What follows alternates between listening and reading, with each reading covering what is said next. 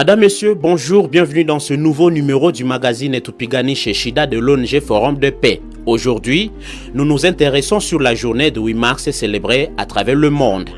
Avec un accent particulier, nous voulons comprendre les efforts fournis par les uns et les autres à Béni dans le cadre de la promotion du droit de la femme. Pour en parler, nous recevrons Madame Consolata Kassigwa, animatrice communautaire et membre du groupe de dialogue de Béni. Et enfin, nous recevrons Maître Justin Matete, coordonnateur de l'ONG Forum de Paix. Je suis Lakson Moubaki à la présentation de ce magazine. Bienvenue à vous tous. Encore une fois, bonjour. Le 8 mars de chaque année est une journée dédiée aux droits des femmes à travers la planète Terre. L'idée de rendre cette journée internationale est venue d'une femme appelée Clara Zetkin, militante et communiste et défenseur des droits des femmes. Elle a suggéré cette idée en 1910 lors d'une conférence internationale de femmes travailleuses à Copenhague.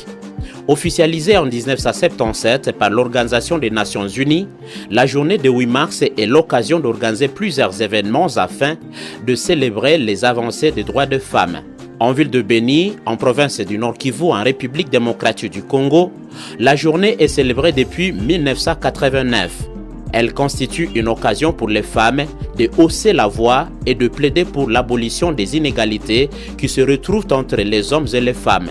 Pour Madame Consolata Kassigwa, animatrice communautaire et membre du groupe de dialogue de Béni, jadis, la femme de Béni était faite pour des activités ménagères, par exemple les champs, être à la cuisine, faire des enfants, ainsi de suite.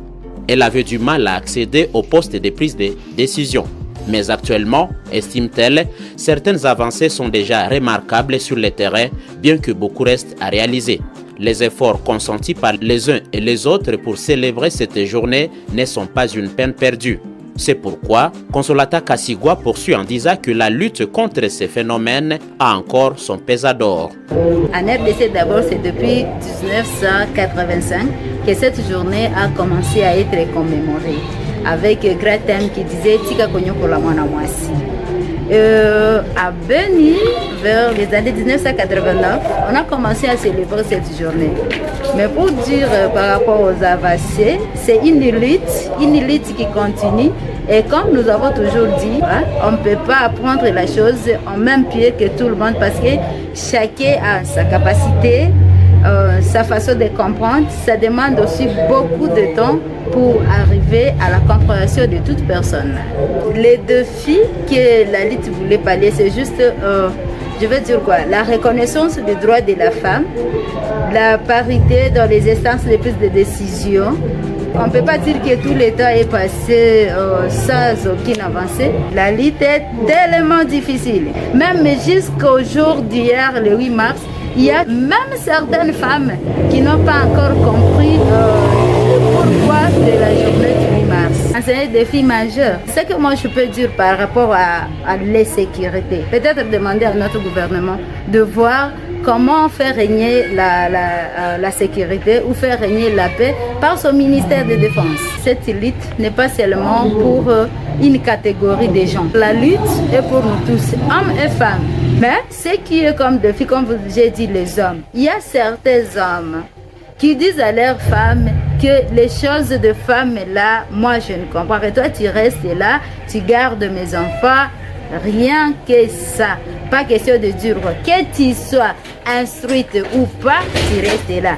Autre chose par rapport pour dire que est-ce que ça peut freiner aussi. Je passe non pour la personne qui a compris le bien fondé de la journée du 8 mars. On peut peut-être ne pas être du domaine ou instruit, mais on doit aussi sensibiliser pour que la génération qui est derrière nous soit informée et aller en avant. Comme c'est une lutte, donc la lutte continue jusqu'à ce qu'on puisse atteindre l'objectif. Et l'objectif c'est quoi? Et que les droits des femmes, donc le respect des droits des femmes soit effectif. C'est ça l'objectif dans tous les domaines. Dans les instances de prise de décision, on peut avoir même un nombre très élevé de femmes dans une structure sanitaire, éducative ou quoi. Mais il faut voir quel est le poste, quelle est la position que ces femmes occupent dans ces institutions. Ne sont-ils pas des huissiers? Ou seulement des secrétaires, si on peut dire, ou seulement de gardes d'argent. Mais si on prenait les postes là, stratégiques, les postes de grandes instances, là, de prise de décision, où est la place de la femme? Est-ce que la femme est incapable d'être là? Est-ce que la femme n'a pas de potentialité? Est-ce que cette femme-là n'est pas capable? C'est là où il y a une grande difficulté. Nous voulons que la femme soit représentée, que la femme soit dans les positions ou les postes de prise de décision, et je reviens encore dans tous les domaines. La représentativité peut être là, même à 80%. Mais quel est le poste que ces femmes occupent? Le message que je peux juste lâcher, la lutte continue. Nous devons nous tenir main dans la main. Nous sommes à Béni, nous sommes à l'est de la RDC. Que l'État nous permet de vaquer à nos occupations sans peur et sans inquiétude. À toutes les femmes, bonne journée de réflexion, même tout un mois de réflexion, même toute la vie de réflexion. Merci.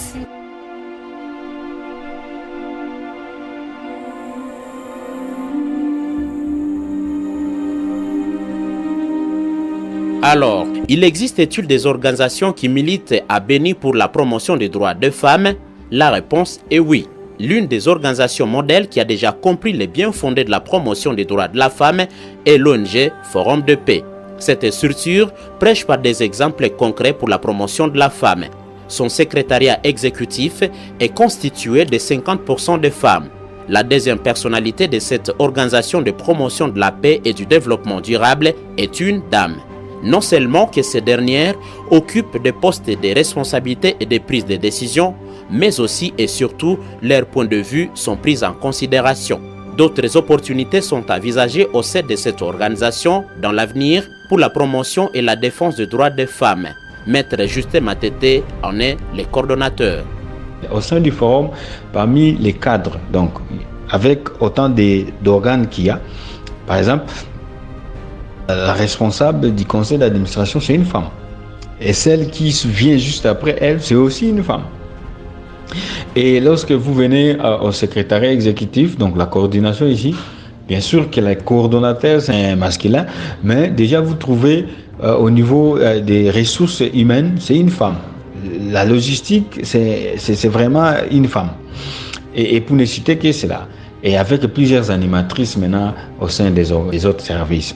Ça, c'est déjà la preuve d'une promotion, parce que la promotion ne se limite pas sur les lèvres.